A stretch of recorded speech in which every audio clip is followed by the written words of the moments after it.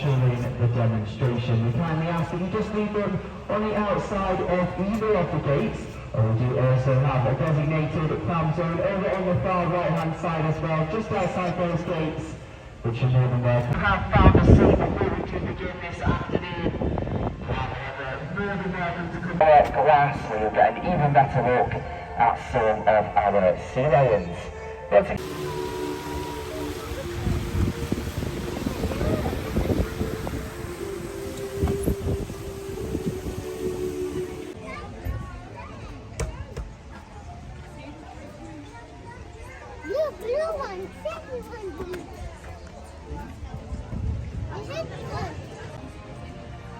Started with our fourth and final sea lion demonstration of the day today. So if you are out there in the surrounding area and you have not yet made it to one of our sea lion training demonstrations, but you do wish to observe some of the sea lions, we kindly ask that you make your way with our sea lion demonstration. But before we do, I would just like to take a moment to tell you all about a charity that we support here at Blackpool Zoo, and that is the Foundation.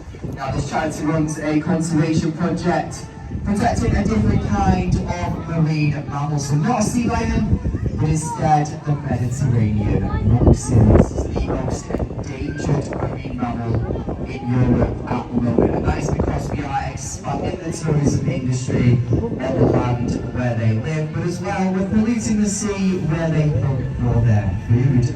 It means that there's now fewer than 600 of them remaining out there in the wild, and there's no left in captivity at all. So we do say that if anyone does have any spare change and you would like to donate to the CBD habitat today, we do have 2 donation spinners down here in front of the glass. I do also have a little white bucket with me as well, and all donations go straight to the Habitat Foundation and protecting that amazing Mediterranean Musa. So thank you all so much in advance.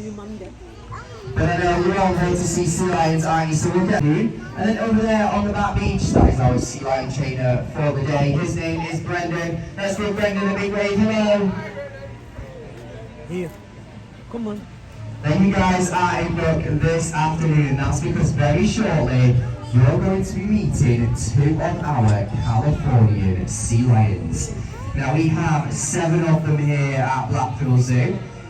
They are all females, and their ages range from just 5 years old all the way up to 21, who is our eldest. Now you may notice our first sea lion making her way around the back beach there. That is our little bundle of joy, Lolita. She is just 6 years old, so she's one of our youngest and most enthusiastic. Now as she does get to the top of our water tower this afternoon, why don't we all give her a very big wave. Hello. Hi Lolita.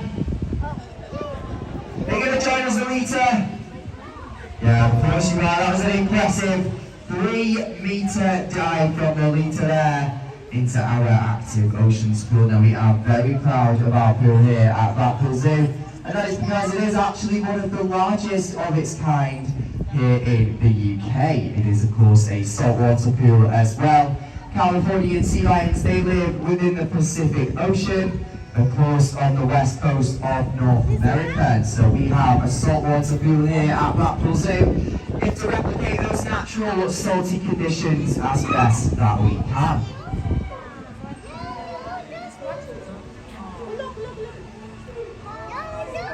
Now the next sea lion you can see just making her way into the water there at the back of Lolita. Her name is Ruby. Ruby is a little bit older than Lolita. She's 11 years old, but still one of our younger sea lions. And as they both make their way up onto our beach, I will introduce you to them once again. So we've got Ruby over on the far right, we've got Lolita on the left, the side closest to me, and then of course we've got Brendan as well in the middle. Once again. Okay, now we have sea lions here at Blackpool Zoo. We definitely don't have seals. It's a mistake that we hear often, and that's why we like to begin our demonstration by talking everyone through some of the differences between the two. Now the first difference, that is those ears. You'll notice Brendan's going to be pointing out Ruby's ear there. It's a little flap of skin on the side of her head, very similar to our own earlobes. This, however, is very different to a seal's ear, which instead is just a small hole, sometimes covered by fur. It's not so easy to notice. Now the next difference is quite a bit bigger. It is those front flippers. So let's see those beautiful front flippers, girls. There we are, you can see sea lion's flippers are about the size of my forearm, from my elbow down to my fingertips. Now once again, this is very different to a seal's flipper, which instead is much, much smaller. It's just about the size of my palm, and they even have 5 claws as well to help themselves drag along the snow and ice. And they can jump up as well so that you can get a better look at the size of those front flippers. Amazing. Now as you can see, they're very capable of holding themselves up. This leads us very nice. Seals and sea lions move. Now we've seen Lolita has demonstrated perfectly for us how a sea lion moves across. A demonstration from Ruby now of how a seal would move across our beach. Are you ready, Ruby? There we are, just like that, everyone. Remember, they've got much smaller front flippers. They've got to drag their fat bellies along, just like Ruby's showing you there. They can't hold themselves up, much like our sea lions can. And that has completed our differences. Let's give our sea lions a big round of applause, everyone. Well done, girls. Now next up, we like to show everyone some of the amazing hunting abilities of sea lions. So out there on the coast of North America, sea lions are what we would class as a predator. That means that they hunt for their prey, specifically fish. And we can replicate these abilities for you now using these simple loops. Watch as Brendan throws them in the direction of our sea lions. They're going to use those forward-facing eyes, those long, flexible necks. Oh, that was a rubbish throw, Brendan. Right, let's try that again, shall we? There we go. This one's for you, Ruby. There we are. Of course, this is very, very impressive.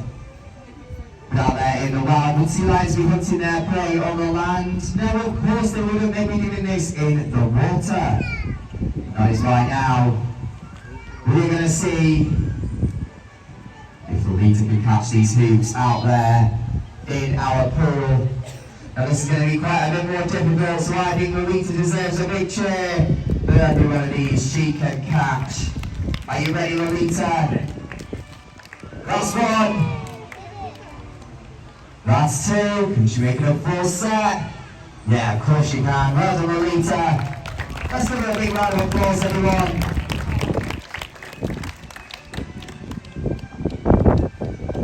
Okay, now you have seen that sea lions have many adaptations to be the perfect predator. What have we discussed? Well, we've talked about their eyesight, their flexible necks, their powerful front flippers, and of course they even have their whiskers as well, which are some of the most sensitive in the animal kingdom, and enable them to catch all of their prey.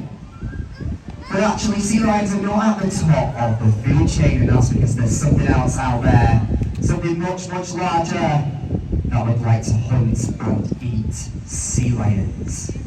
Now, I'm not going to tell you what this is, not just yet. And that is because our sea lions like to provide everyone with a demonstration of what they think out there in the wild would be a predator to sea lions. We're going to take Ruby for this one. She's going to head off into our pool. I'll give you a clue, everyone. Pay attention to what Ruby's going to be doing with that front flipper there.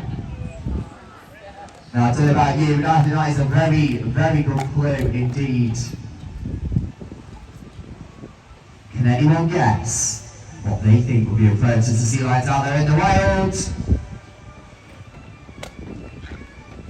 But I'll tell you, it's actually a shark. So we're talking tiger sharks, sharks, big white sharks, and even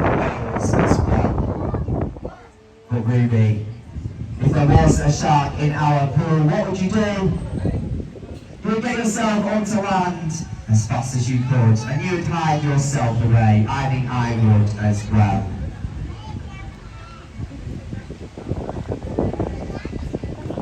Now sharks, they're one thing, but there's actually something else that poses a much bigger threat to sea lions out there in the wild, and that's actually plastic pollution.